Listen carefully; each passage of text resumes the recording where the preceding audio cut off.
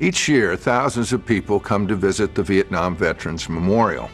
Many reach out and touch the wall to feel some of the 58,000 names that are etched in black stone. They were people whose lives had meaning. The Education Center at the wall will preserve the images, letters, and stories of those who served so that their lives will never be forgotten. Call or click now and help us build it.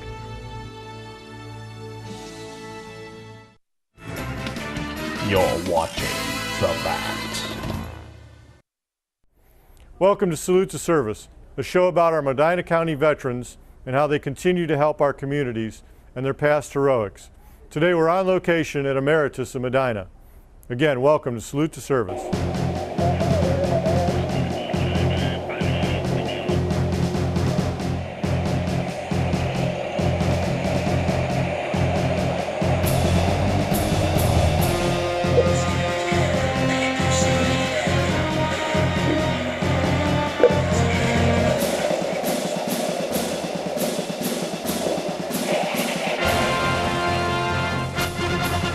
Today I have Raleigh Platts, is that right? That's good. There we go. How you doing, Raleigh?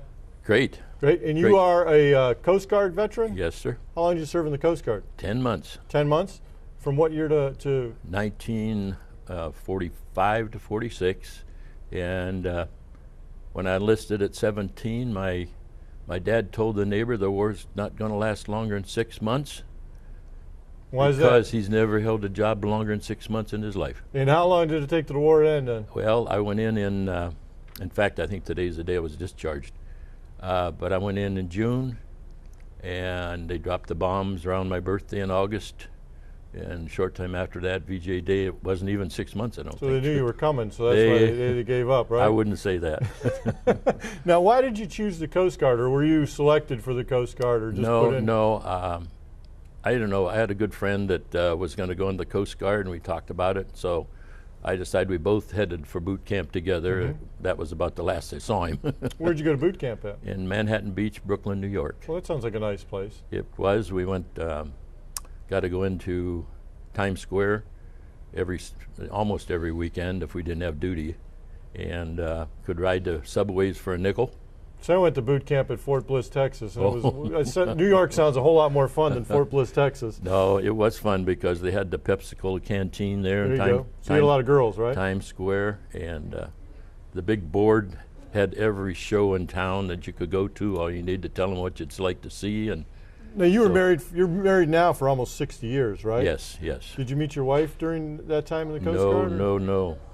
The story I was telling you before is where I met her. How you met your wife? And I would never met her if I hadn't been in the service, though. There you go. Because I'd have never been to Baldwin Wallace.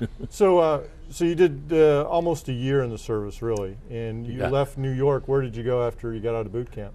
I went to Boston, and while I was in Boston, they sent a ship out without enough guys on it. Mm-hmm. Sent it to Brazil. So I was in a group and had made a friend, a boy that didn't have many friends in boot camp. He came to me one day at Boston and says, "Raleigh," says, would you rather go to Brazil or to the North Atlantic on iceberg patrol?" It was a pretty easy choice, wasn't it? And it was an easy choice. I would say, yeah. And thing was, he happened to be, I was one of the few people that really talked to him much in boot camp. But if I hadn't talked to him nicely, he would have never come to me and said, "I'm going to put my name on a list, and if you'd like, I'll put yours on it too." So you never know who you're talking to. That's right. You gotta be good to everybody. So obviously, you got on the ship and went down to Brazil or something. They gave a train load of us, went down to Miami, and they flew us out of Miami and Puerto Rico, and finally into Brazil, and got the ship down there. Then what kind of ship was it? It's a patrol frigate. It's about the size of a destroyer. About 300 feet long, 307, I think. So what was the mission of the Coast Guard at that point down in Brazil? I mean, going on during the war. Coast Guard there went halfway between Brazil and Africa. Mm-hmm. They stayed in a 12-mile radius for 2 weeks, and then they'd come back in for a week and go back out. Oh. So I was seasick for 4 months. And when the war ended, they just brought you home and said? That's just about right, yes. They brought us home, and they let us out at convenience of the government. Mm-hmm. Did you get any time in Brazil to see the the local?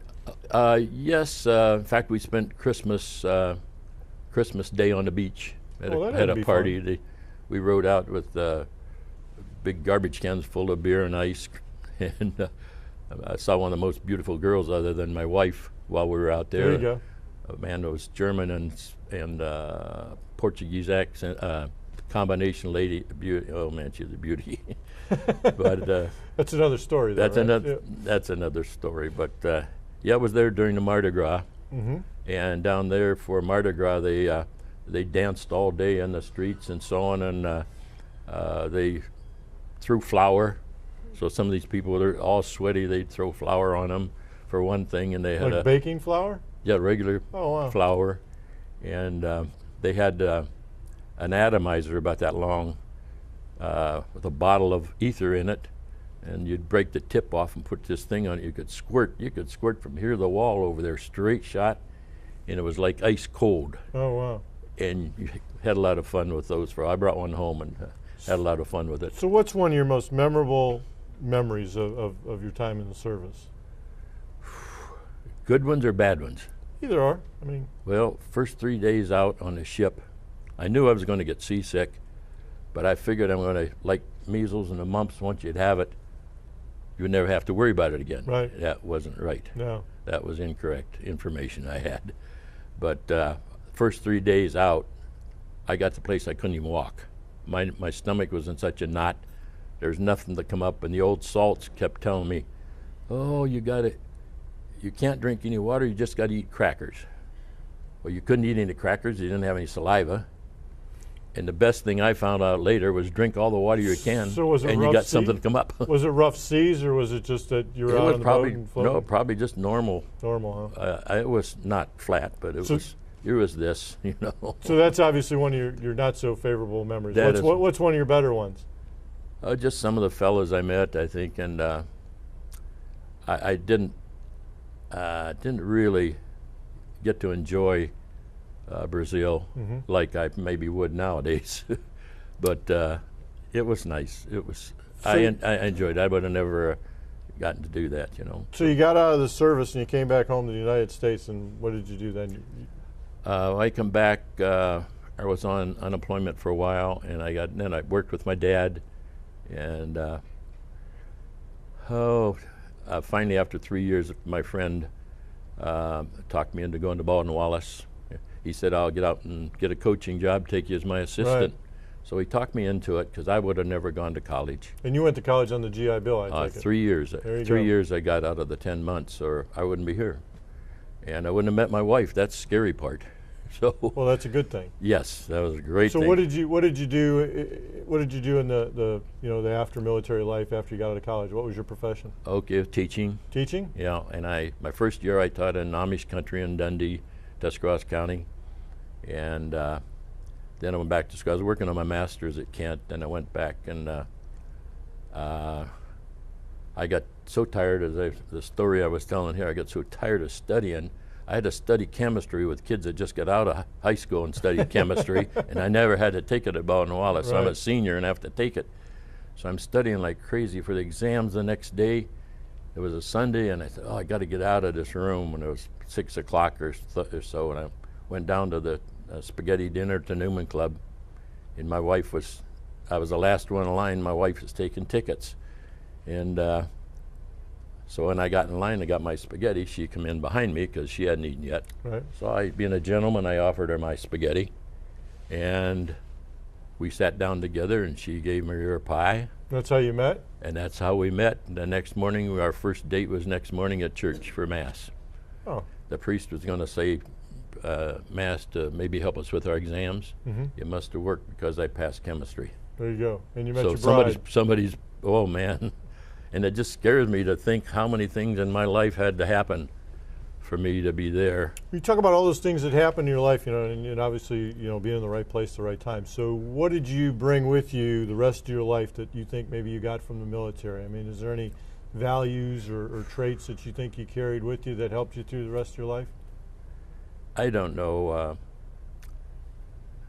I learned to tie knots a little bit. There you go. Which is a help. In fact, that's helped me a lot.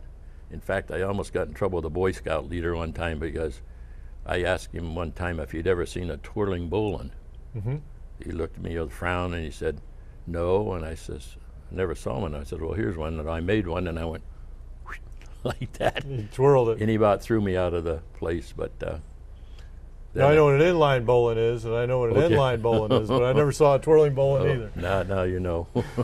So, anything when you got out of the service, did you join any military organizations or anything like that? Not really. No, No, I was busy, especially when I started school. I had to study pretty hard because I'd been out for years. You know, I graduated in '45, and I started in I don't know when they start.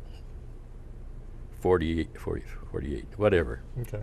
3 years. I had 45, 48. Now, I know you're pretty fond of the Vietnam veterans, and I know there's something you wanted to say about the Vietnam veterans. I am, one of my things that really bugged me is how we treated and didn't treat our Vietnam veterans. Mm-hmm.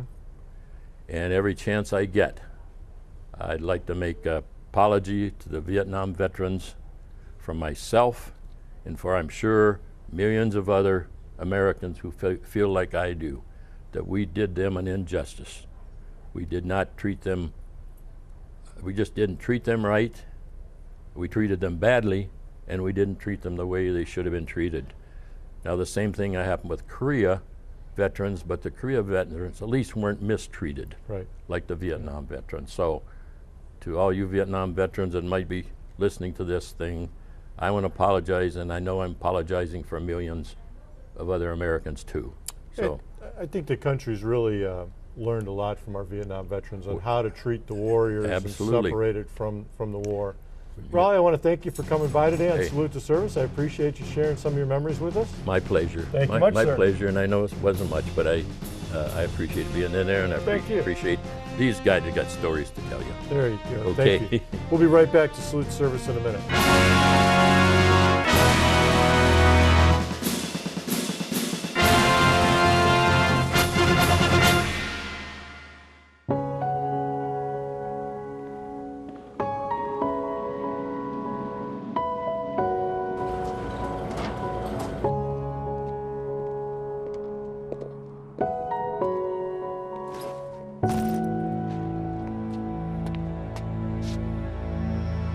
Welcome home, man.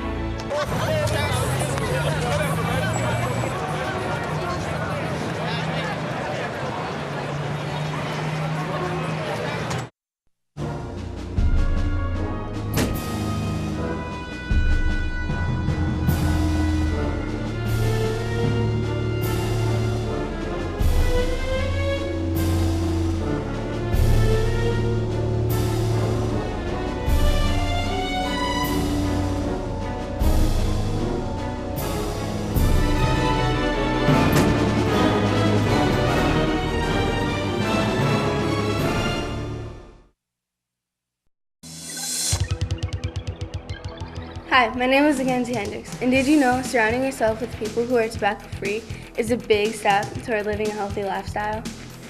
Be healthy. Be a good friend. Help your friends be tobacco-free too.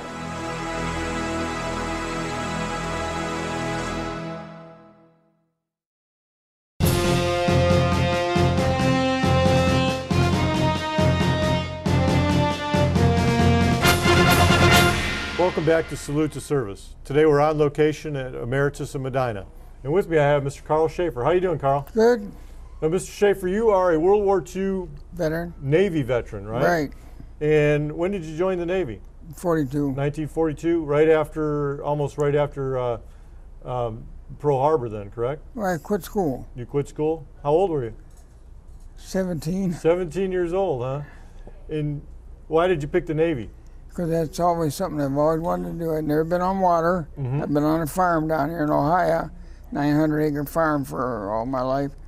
My grandpa run it, and I worked down there in the summer times and went to school in Toledo. Where did you grow up at on the In farm? Toledo, or down in Zanesville. Zanesville? Yep. And what did you do on the farm? You name it. Everything, huh?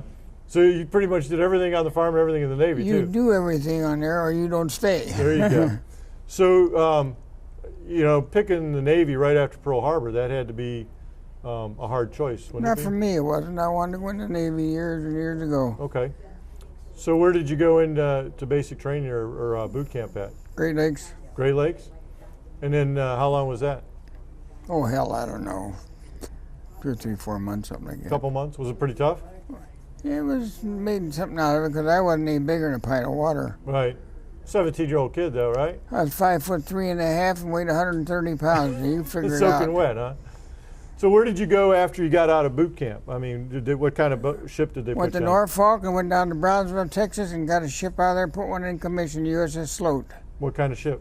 MD, destroyer escort. A destroyer escort? Yeah, got seasick out there in Bermuda and brought me back here. They threw me out of the Navy. They said, "You're no good." And I begged and cried and cried and cried, and finally they gave me another chance and never had a sick day in my life after that. So, Seriously. I believe you. I'm serious. So, so you were only on the destroyer a little bit in the Bermuda, and then what kind of ship did they put you back on after you begged to stay in? I went to Convoy Control Center. Where was that at? That's covered over the Atlantic down there. We put your convoys together, 250, 300 ship convoys. And what did you do for them? Boatswain's mate. Boatswain's mate? Yeah. And so you were in the Atlantic for a portion of the time during the war? Yeah, down there probably about a year or so. And what were you doing down there? Just putting the convoys together? You and know, stuff? run pilots out and put them aboard ship to set up the routes for them. Okay. And then when did you go to the Pacific? Oh, hell, I don't know. Somebody grabbed me and threw me out the Pacific one day. That's all I know. Mm-hmm. I went to California, caught a ship out there, the USS Adair, went down to Hawaii and picked up the ship down there. And then I sailed all out through the Convoy Control Center down there. And I went to Pacific and stayed there. So what was your rank then? Boatswain's mate. Boatswain's mate?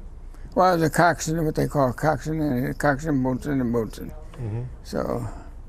Well, that's a big difference going from a big ship like a destroyer to a PT boat, I imagine. Yeah, no big deal to me. No? So, obviously, if you were in the Philippines on a PT boat, you saw quite a bit of combat, I would imagine. All combat. Mm-hmm. There were no quiet days in the Philippines. No? Sure. Were you worried about the Japanese Air Force? They're the ones that did all the damage. Yeah? Yeah, they used to come in there and try to get me and my crew, and they never did.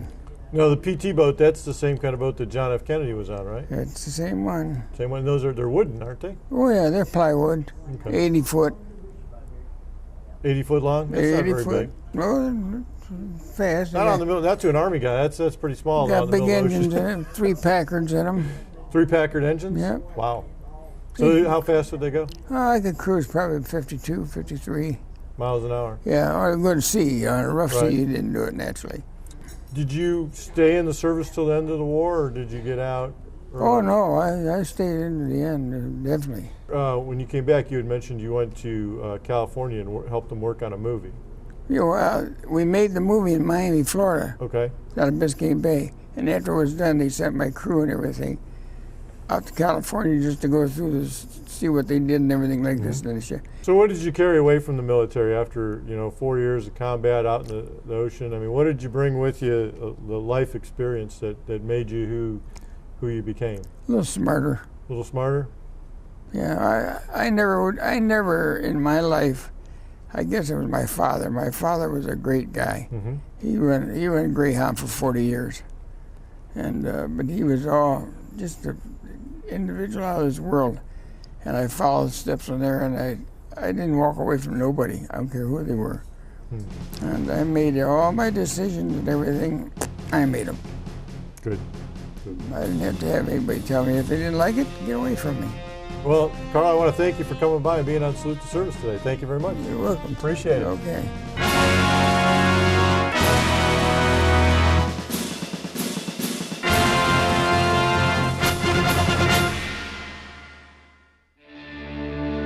We all share a common journey. We wanted to serve our country, stand for something bigger than ourselves, and protect the things we love. Although we were ready to face any mission, help those in need, and make a difference, for some of us, coming home was more of a challenge than we expected.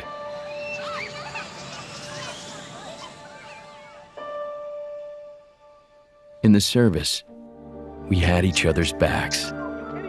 But as veterans, it can sometimes feel like we're all alone, even when surrounded by our loved ones.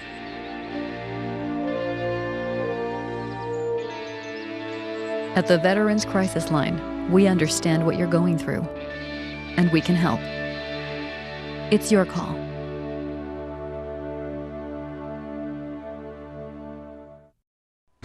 Hello, my name is Cindy Schneider, and I'm the Executive Director of the Hands Foundation.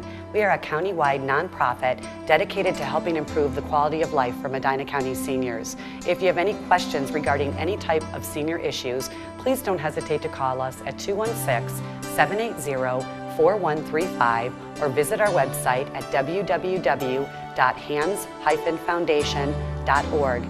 Thank you.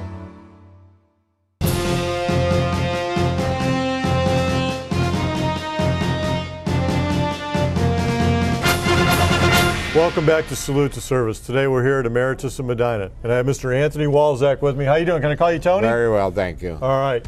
Hey, so you're a World War II U.S. Army veteran, right? Right. And how old were you when you joined the 18. service? I didn't join. I was called. You were called? Who called you? The President of the United States, whoever he was now. He just called you up on the phone, or what did he do? No, he sent me a letter. Oh, well, you don't want to get a letter from the president. This date here and here. There you go. So where did you go for basic training in the service then? In Georgia, Camp Atterbury, I think it was. I'm not sure, but pretty tough down there. It was pretty hot. I didn't think so at the time. I don't know. No, you were 18. It was probably pretty easy for an 18-year-old kid. I could smoke a pack of cigarettes in an hour and it never bothered me. No, drink any beer down there while you're down there too? You pick out your pack and it's gone. Everybody gets one. Smoke them if you got them, right? Yeah. So when you got out of basic training, you went over to the European theater, correct? Yeah, I went to Belgium, and from there we were trucked into Germany. Mm-hmm. And it was pretty much the tail end of the war, you had said, yeah, right? It was over when I got there. What did you do? You were an infantryman, or? Yeah, I was infantry. Infantry? What did I do? I sat in a foxhole with a 50 caliber machine gun.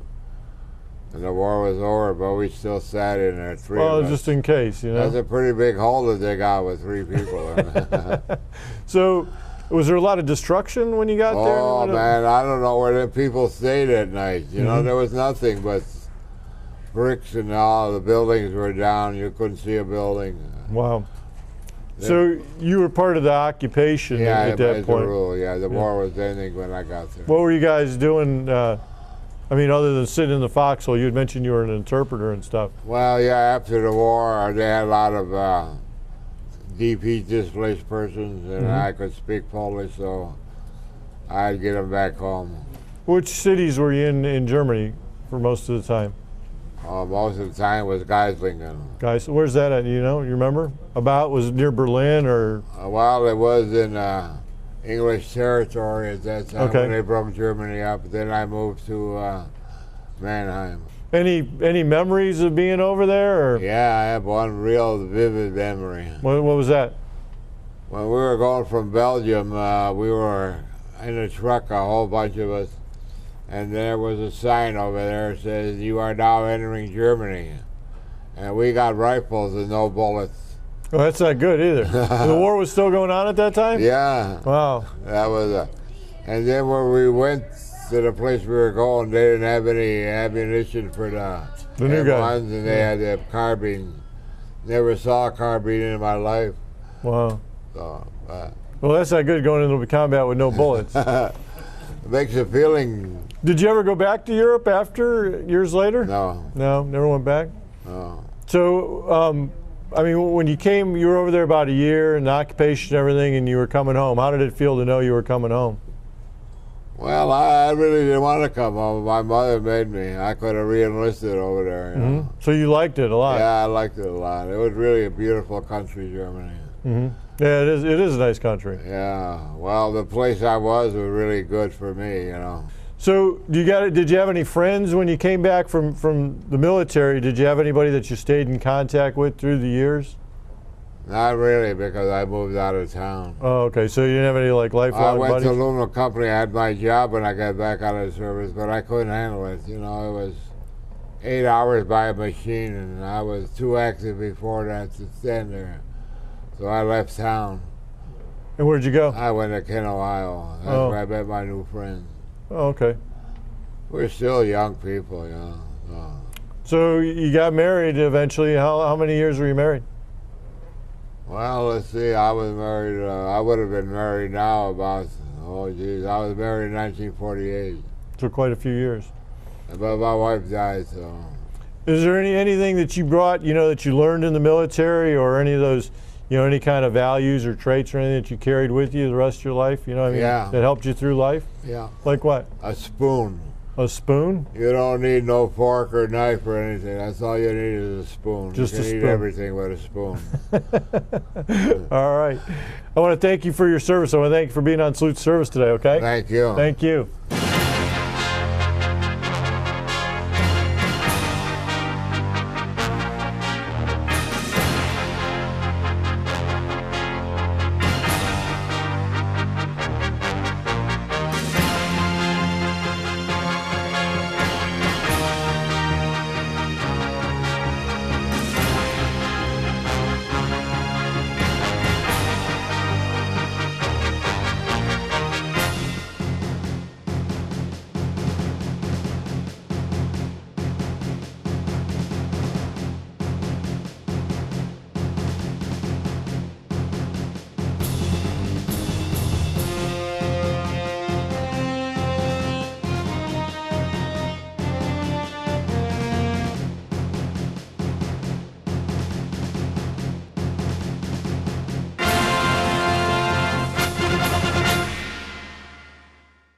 I called 211.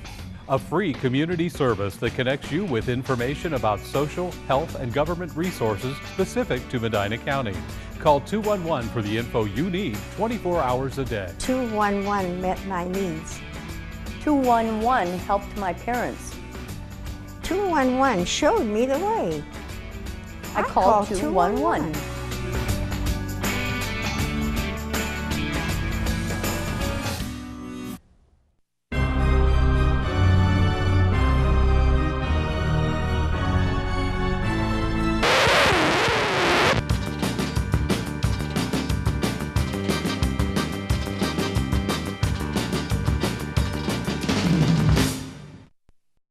Medina County Office for Older Adults is just a great way to start my day.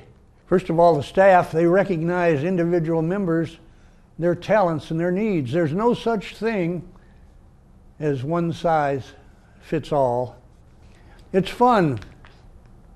Fun and games, that is. And the games, they help keep the members physically and mentally fit. I've gotten benefits through my membership, benefits with HEAP, reviewing of my medical records. My life was topsy-turvy, and I look upon the day I joined Medina County Office for Older Adults as a day when I did a cartwheel and I landed on my feet.